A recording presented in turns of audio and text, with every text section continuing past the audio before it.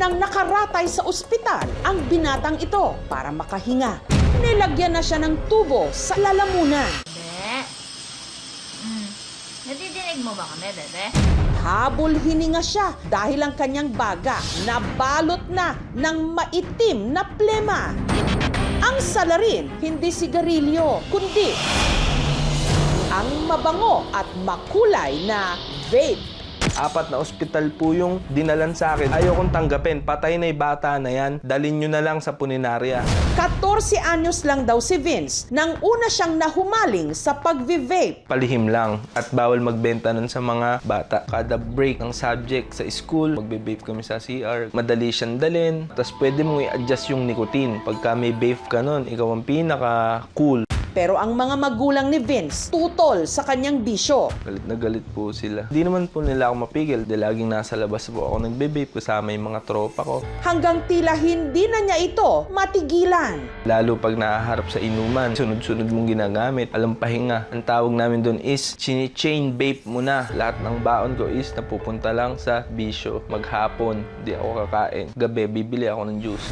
Makalipas ang ilang taong paghihit-hit ng vape, si Vince may napansin. Ang bilis ko pong mapagod. Talagang hingal aso. Ang paliwanag sa akin no ng doctors is hook ka na sa nicotine. Hanggang nitong 2021, na-aksidente siya habang sakay ng motor. Nasa ICU ako, hindi po ako makahinga. Nung in-x-ray, kulay itim ang aking lungs. Yun daw ay mga nicotine. Napagdesisyonan po nila na lagyan ako ng tubo sa leeg para higupin yung mga plema sa lungs ko. Pag nag-change oil ka ng sasakyan, kung gaano kaitim yung lumalabas na langis, ganong kaitim yung nakuha sa lungs ko nung sinaksyon. Kadiri. Matapos ang halos 3 buwang pakikipaglaban sa ospital, tila himala raw ng si Vince tuluyang nakahinga ng maluwag. Ayan, dinaanan ng tubo. Piyak na ganyang kalaki. Bagong buhay na po ako. Pinagsisihan ko din lahat.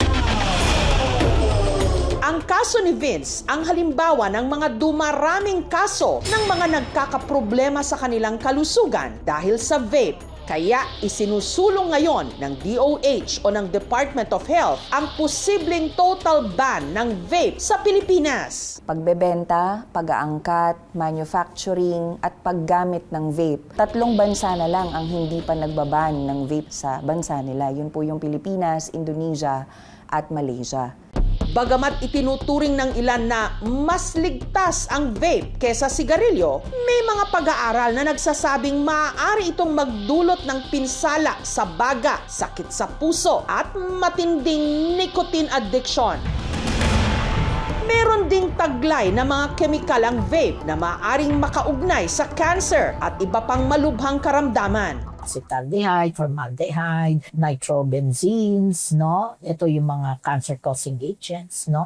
Na nakita na rin sa vape. Nandiyan din yung mga iba't iba pang mga other chemicals at pati na rin yung mga heavy metals katulad ng lead. It can go to the brain, it can cause a lot of problems, no, sa ating.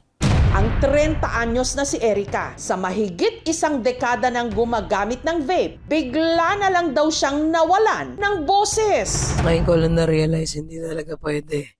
Nagpa-provide ako ng voiceover.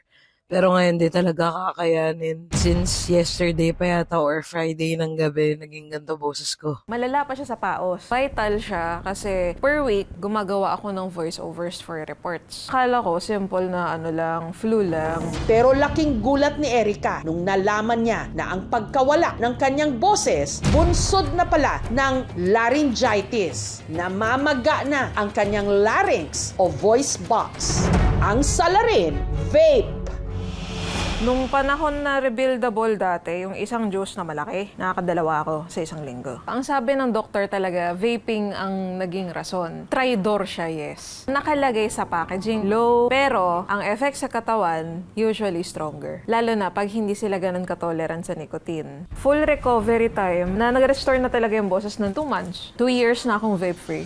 Ayon sa DOH, kung hindi man tuluyang maipatupad ang ban sa vape, nais nilang higpitan ang regulasyon kabilang ang pagtanggal ng flavored vapes na di umano nakaeengganyo sa mga menor de edad. May panukala rin na itaas ang minimum age ng paggamit mula 18 anyos at gawin na lang itong edad 25 pataas. Noong 2018, nasa 3% lang ang gumagamit ng e-cigarettes between 10 to 19 years old. Pero pagsipa ng 2023, umakyat ito to 40%. So yung rekomendasyon ng DOH na itaas ito to 25 years old, mas mahihirapan ngayon yung mga kabataan para ma-access yung mga ganitong device.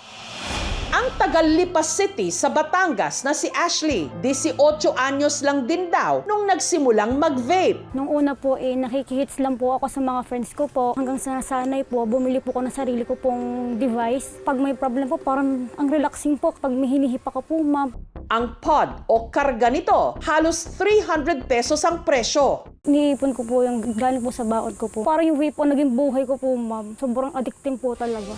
Hanggang nitong Marso, bigla na lang daw sumama ang kanyang pakiramdam. Bigla po akong inubo. Akala ko po normal lang. Sobrang takot ko nga po magsabi sa magulang ko, ma'am. Nagne-nebulizer po ako mag-isa. Nadidinig kong nagsasanga. Siyempre kami, nag-aalala rin kami kahit kami magulang. Kaya nagdesisyon nga ang asawa ko na pa-check up mo na yan. Ang kanyang baga nagkaroon na ng tubig. Ako'y tulala na hindi ko alam ang gagawin. Kasi nga, di bali kong pneumonia, okay lang, kami gamutan to. Pero kung yung tubig sa baga, sabi ko, ito kailangan to, butasan to. Para madrain ang tubig sa kanyang baga, si Ashley kinailangang operahan. Nung nalaman po na, yun nga po, may sakit po ako. Si inay po natulala pong inay kasi hindi rin po namin alam ang gagawin. Kasi hindi po namin in-expect. Di ko po in-expect, ma'am, na may sakit po pala ako. Kahit ako'y mangutang, lumuho, kahit anong gagawin ko para sa anak ko, hindi ko naisipin ang pera. Isipin ko buhay ng anak ko kahit kami walang-wala. Nitong nakaraang buwan, natuloy ang kanyang operasyon. Ang nakuhang tubig mula sa kanyang baga, umabot ng 1 litro. Ipinagpapasalamat na lang ngayon ni Ashley na nakakahinga na siya ng maluwag. Ito po yung naging tahi ko po nung ako po nilagyan po ng tubo. Pag nababanat po yung pinakatahi po, hindi po ako makagalaw po kasi ng ayos. Sobrang nanakit po talaga. Itinigil ko na rin kasi ang paninigarilyo para rin sa anak ko. Kasi nga, alam kong masama to sa katawan niya at may dudulot nito, kaya kailangan ko na rin isakripisyo. Ang publiko, hati ang opinyon sa pagban ng vape sa Pilipinas. Siguro madaming apila sa pagbaban ng vape. Kasi yung vape kasi alam ko parang sa mga tumitigil mag-smoke, kaya sila nagbe-vape. I believe na vape should not be banned but it should be limited. Pabor po akong ban yung vape sa Pilipinas. Lately, may mga nakuha pong mabalita on social media na maliliit na bata nagpa-purchase na po ng vape dahil business din po yung para sa perspective nila. Malaki na rin po talaga yung industry ng vape dito sa Pilipinas. Siguro mga around 500 transactions kasi yung nare-record namin kada araw. No? Nire-respeto naman po namin yung desisyon at iginagalang din po namin yung pag-aaral na ginagawa ng DOH.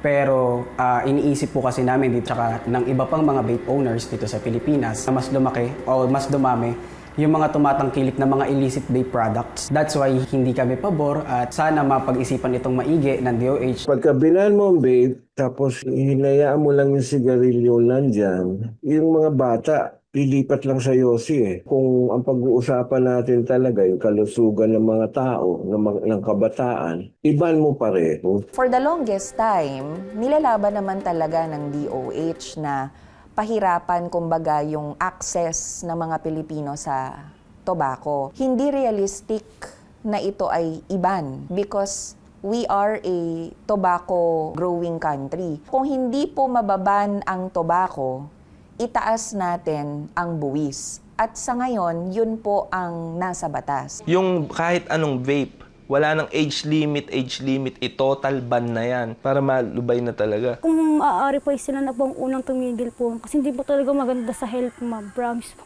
Talagang sobrang hirap. Noong 2024, kinumpirma ng DOH ang kauna-unahang kaso ng pagkamatay na may kaugnayan sa vape dito sa ating bansa. Ang biktima, isang 22 anyos na lalaki, namatay matapos atakihin sa puso kasunod ng matinding pinsala sa kanyang baga na iniuugnay sa araw-araw niyang pagve-vape sa loob lang ng 2 taon. Kaya napapanahong pag-aralan ang panukala ng DOH ngayon na i-ban ang vape dahil sa bawat hit-hit. Nadidinig mo ba kami, bebe? Baka hindi lang ito bisyo, Ngayon ko lang na-realize hindi talaga pwede. kundi simula ng huling hininga.